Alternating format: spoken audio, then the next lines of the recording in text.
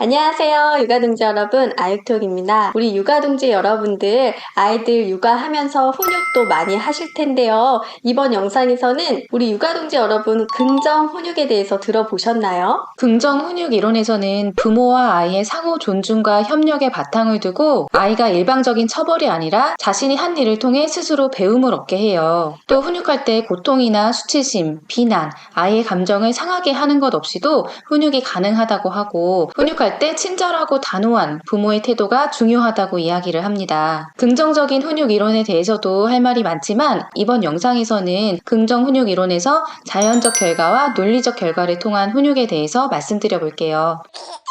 아이가 자신의 행동에 대해서 벌이 아닌 자연적인 결과, 논리적인 결과를 경험하는 것으로 효율적인 훈육이 가능하다는 것인데요. 먼저 자연적인 결과는 어른들의 개입 없이 자연스럽게 발생하는 결과를 말합니다. 예를 들어서 추운 날 밖에 반팔 반바지 입고 나가면 어떻게 될까요? 너무 춥고 감기 걸리고 이럴 수 있겠죠?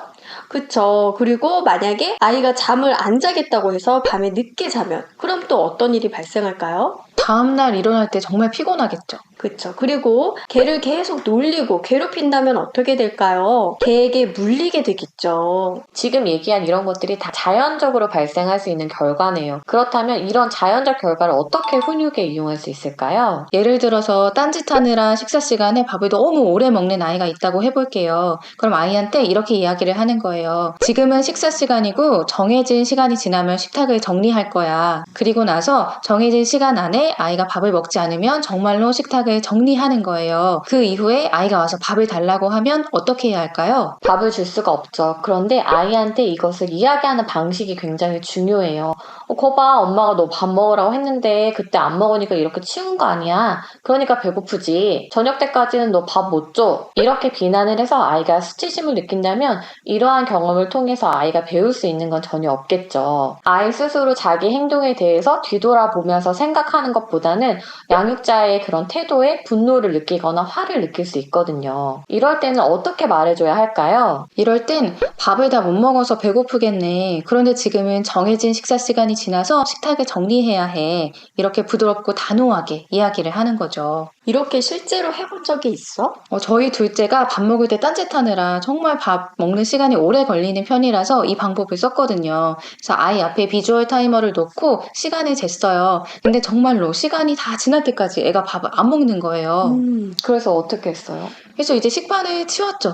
그랬더니 이제 울고불고 난리가 났어요. 자기 거 버린다고. 근데 이제 꾹 참고 이야기를 하는 거죠.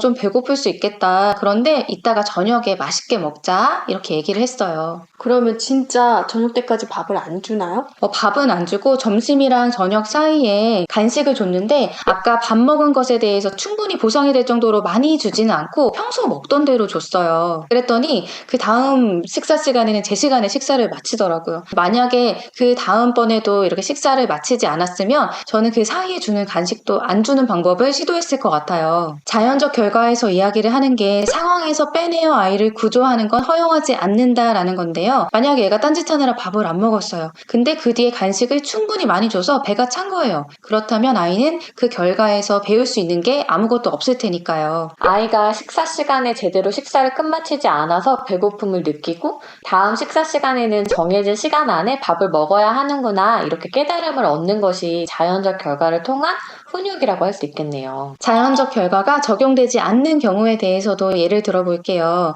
아이가 개를 놀려서 물릴 것 같아요. 그럼 그걸 그냥 내버려 둬서는 안 되겠죠. 또 경우에 따라서는 연습이나 훈련이 필요한 경우도 있어요. 어떤 아이가 학교에 갈 준비물을 챙기는데 잘 못 챙겨가서 맨날 엄마가 챙겨준다고 해볼게요. 그러면 준비물을 안 챙겨가는 거에 대한 자연적인 결과는 학교에 가서 선생님한테 혼나거나 아니면 아이가 불편함을 겪는 거일 거예요. 근데 이럴 때 그 전에 준비물을 스스로 챙길 수 있는 연습을 해보는 거예요. 예를 들어서 학교에 가져가야 할 준비물 체크리스트를 만들어서 아이가 스스로 하나씩 챙기면서 체크해 볼 수 있도록 하는 거죠. 또 자연적 결과가 타인의 권리를 침해할 때, 예를 들어서 놀이터에서 친구를 때릴 때, 이것도 그냥 둘 수 없죠. 행동에 제한을 해야 합니다. 마지막은 아이의 행동이 가지고 오는 결과가 아이에게 별로 중요하지 특별한 문제로 인식되지 않을 때 자연적 결과는 소용이 없습니다. 예를 들어서 아침에 아이를 깨웠는데 아이가 안 일어나는 거예요. 그래서 그냥 뒀어요. 그러면 자연적 결과는 아이가 지각을 하게 되겠죠. 그런데 아이가 지각하는 거에 대해서 별로 문제로 인식하지도 않고 불편해하지도 않아요. 그러면 자연적 결과를 통한 훈육이 이루어질 수 없겠죠. 이런 경우에는 생활 패턴을 바꿔보거나 아이랑 왜 지각을 해서는 안 되는지에 대해서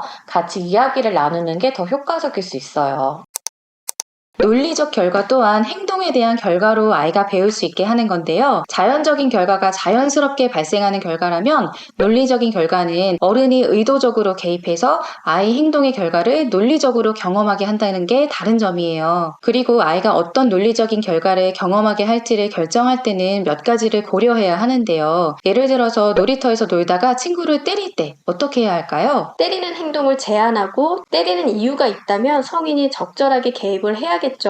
그런데 행동이 계속된다면 아이에게 이렇게 이야기를 하는 거예요. 친구와 사이좋게 지내면 놀이터에서 계속 놀 수 있지만 계속 친구를 때리면 우리는 집에 가야 해. 아유기가 선택할 수 있어. 이렇게 얘기를 하는 거죠. 논리적 결과를 사용할 때는 고려해야 할 4가지가 있는데요. 첫 번째로는 연관성입니다. 친구를 때리는 행동과 연관성이 있는 결과는 친구와 더 이상 놀이를 할 수 없다는 거예요. 근데 만약에 양육자가 화가 나서 너 친구 때리면 주말에 놀러 가기로 한 놀이동산 안 갈 거야, 못 가, 이런 식으로 화를 낸다면 이건 전혀 연관성이 없는 거죠. 두 번째는 존중해야 한다는 거예요. 긍정 훈육에서는 비난, 수치, 고통을 포함하지 않아야 한다는 거 아까 초반에 말씀드렸죠. 부드러우면서도 단호한 양육자의 태도가 중요합니다. 아까 때리지 말라 그랬는데 또 때렸네? 이러면 못 놀아. 집에 가자. 이렇게 이야기하는 게 아니라 친구와 사이좋게 놀 준비가 아직 되지 않은 것 같네. 이제 아까 말한 대로 우리는 집으로 갈 거야. 라고 이야기해 주시는 거예요. 세 번째는 타당해야 합니다. 아이가 울고불고 떼쓴다고 해서 이번 한 번만이야 하고 놀이터에서 계속 놀게 하는 것이 아니라 약속한 대로 놀이터를 떠나야 하는 거죠. 그리고 이 결과가 아이 관점에서도 타당해야 합니다. 네 번째는 미리 알려주어야 한다는 거예요. 아이가 친구를 때릴 때 그냥 가만히 있다가 갑자기 이제 집에 가자 하면서 가는 게 아니라 아이에게 친구를 때리면 더 이상 놀 수 없고 집에 갈 거야 라는 것을 알려줘야 하는 거죠. 저는 아이가 교과서나 문제집에 낙서를 했을 때 논리적 결과를 사용했었어요. 아이가 낙서를 한 거를 보고 이렇게 책에는 낙서를 하지 않아. 낙서하고 싶으면 다른 종이나 연습장에 할 수 있어. 다음에도 낙서를 하면 그때는 스스로 지워야 해 라고 이야기를 했고 다음에 또 낙서를 한 거를 봤을 때 아이가 그 결과에 대한 책임으로 스스로 낙서를 지우게 했었어요. 논리적 결과를 사용한 또 다른 예는 영상 시청 많이 하는데 영상 시청을 정해진 시간 동안에 하기로 약속을 하고 지키지 않았을 때 그 다음 날에는 영상 시청을 하지 못하게 하는 것도 될 수 있죠. 또 아이가 킥보드를 타고 갈 때 엄마를 기다리지 않고 아이가 혼자 찾기를 슉 건넜다면 그 다음 날에 킥보드를 탈 수 없어. 이렇게 하는 것도 예시가 될 수 있을 것 같아요. 저는 얼마 전에 아이들이랑 식당에 갔었는데요. 첫째 친구 가족들이랑 같이 간 거라 분위기가 막 떠들썩했어요. 둘째가 식사 시간이 어느 정도 지나니까 막 가만히 앉아있지 못하고 계속 뛰어다니고 형아 친구들을 계속 툭툭 건드리면서 다니더라고요. 그래서 몇 번 식당에서는 앉아있어야 해 라고 이야기를 했고 그 다음에는 식당에서는 앉아서 밥 먹어야 해. 계속 이렇게 뛰어다니면 여기 있지 못하고 집으로 가야 해. 네가 선택하는 거야 라고 이야기를 해줬어요. 어떻게 결과가 잘 됐나요?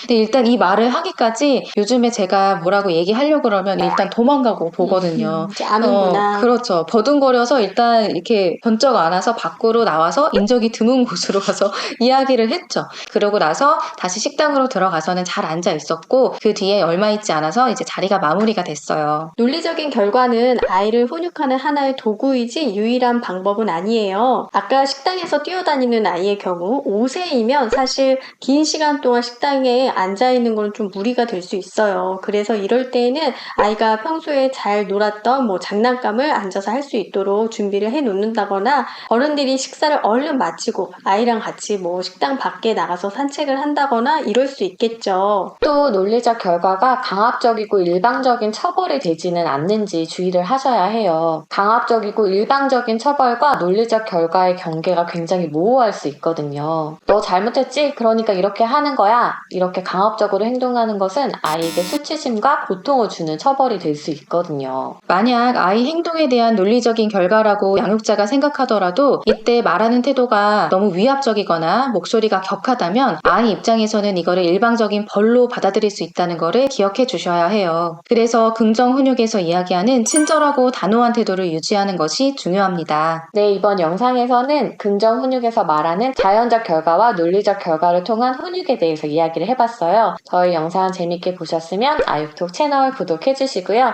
좋아요도 꾹꾹 눌러주시고 알람도 따르릉 울려주세요. 육아동지 여러분 다음에 또 만나요.